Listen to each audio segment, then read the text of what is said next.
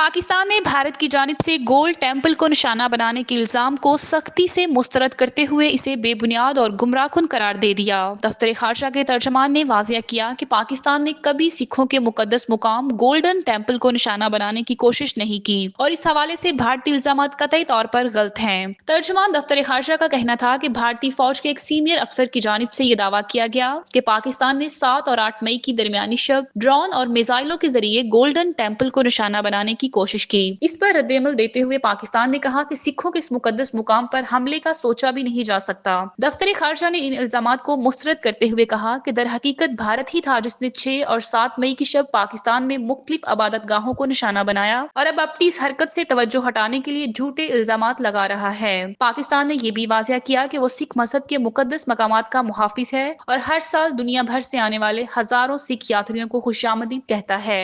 तर्जमान ने करतारपुर राहदारी की मिसाल देते हुए कहा कि पाकिस्तान ने सिखों को बगैर वीजा रिसाई देकर इनकी मजहबी आजादी का अमली मुजाहरा किया है। दफ्तर खारजा ने कहा कि इस तनाजुर में भारत की तरफ से गोल्डन टेम्पल पर हमले के हवाले से लगाया गया कोई भी इल्जाम मुकम्मल तौर पर झूठ पर मुबनी और नाकाबिले कबूल है।